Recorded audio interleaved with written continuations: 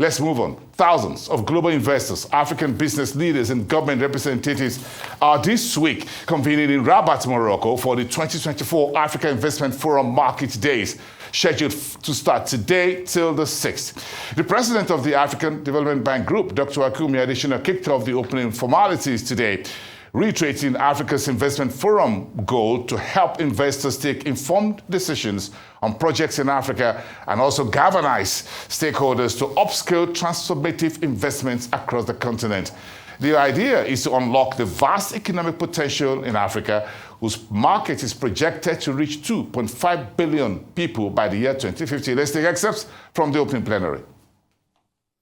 Africa will brim with unparalleled demand for consumer goods and services, digital services, as well as housing.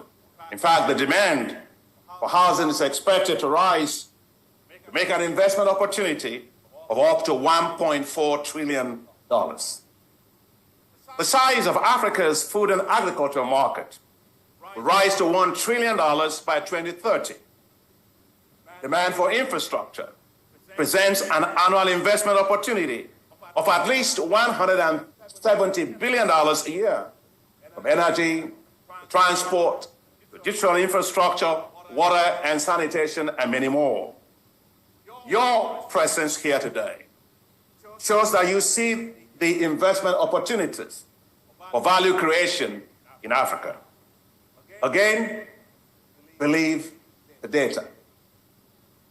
A survey of asset managers by the Africa Private Equity Capital Association survey for 2024 shows that 85% of limited partners expect to increase allocation of private capital to Africa in the next 2 years.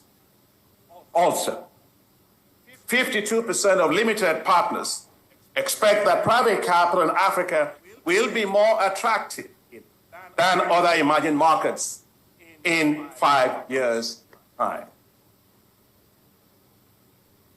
And my dear friend Shagbut, Sheikh Shagbut, thank you for coming from UAE. Very nice to see you. We are seeing that attractiveness, not in 5 years, we're seeing that in attractiveness today.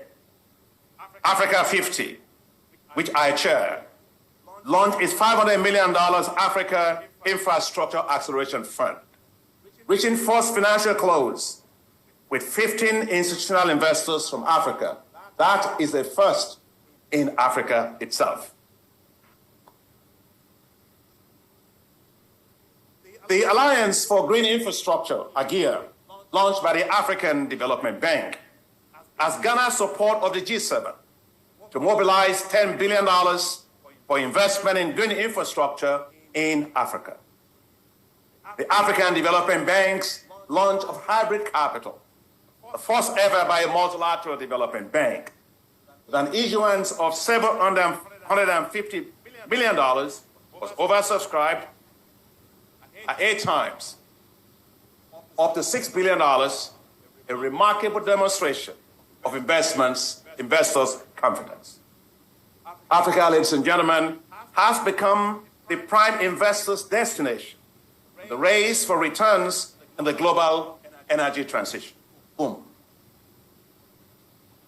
That's because Africa will be critical for global energy transition, as it has large deposits of critical minerals. In fact, today I was actually supposed to be in Angola, Rwanda, with President Biden, because he's actually paying his official visit there, the Lobito corridor that we are working on. That's why Mala cannot be here from the African Finance Corporation, because of the fact that there's a lot of interest in this issue of global energy transition and the role that Africa actually plays.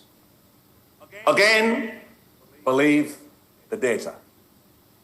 Africa holds 95% of chromium, 90% of platinum group metals, 2/3 of global reserves of cobalt, 30% of lithium and manganese, and 20% of graphite, all of which are key for green transition, from electric vehicles to battery energy storage systems.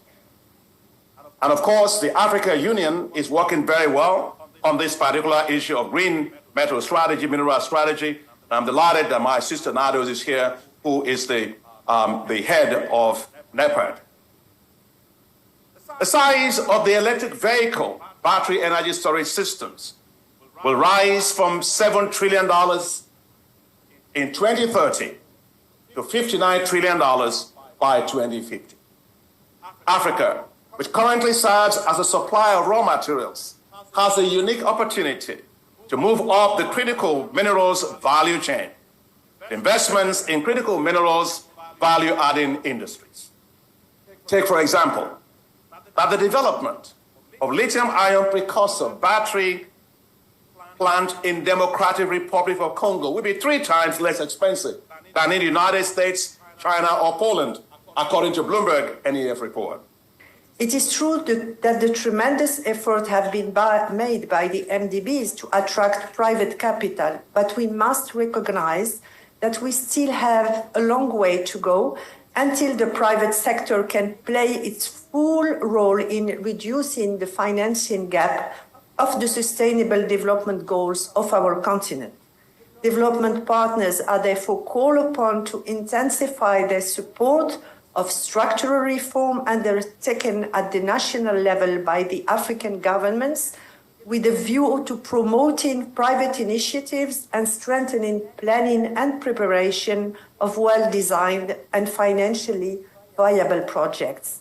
This reform should be accompanied by measures to strengthen macroeconomic fundamentals and improve the business environment, which would ultimately change the perception of risk and break down historical prejudices about Africa, so the financing potential of private actors can fully be exploited.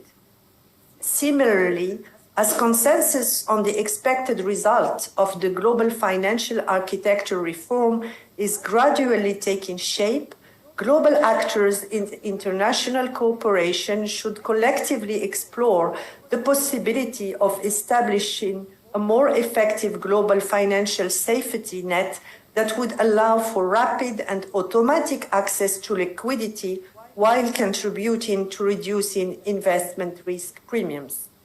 Ladies and gentlemen, the diversification of international partners have always been one of the strategic priority of the Morocco's foreign policy in accordance with the high guidelines of His Majesty the King, may God assist him. With an ambitious and forward-looking vision, the Kingdom has stepped up initiatives to promote cooperation with its partners, particularly in Africa, following a strategy based on building win-win alliances while taking advantage of the geographical position of Morocco as a gateway between Africa, Europe, and the Middle East.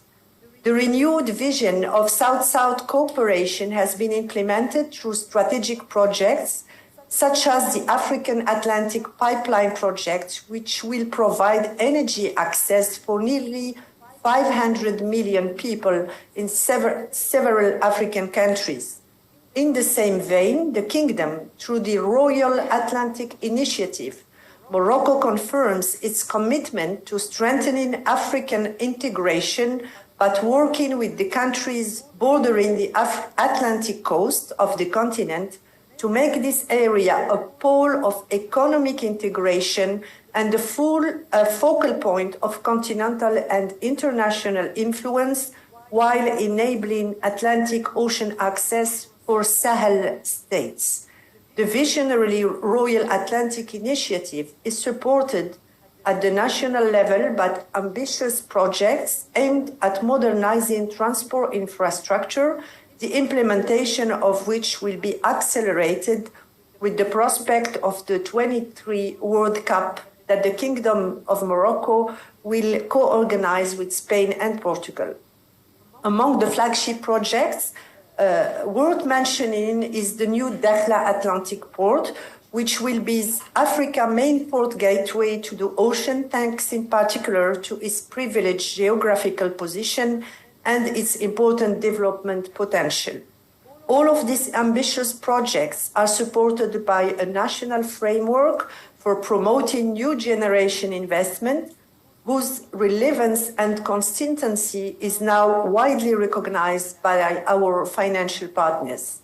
Ladies and gentlemen, the long-awaited rise of our continent depends intrinsically on our country's ability to access to necessary financing to achieve the goals of the 2030 Agenda for Sustainable Development and the African Union's 2063 Agenda. To this end, we must act collectively to improve sustainable financing for development and unlock our continent's growth potential.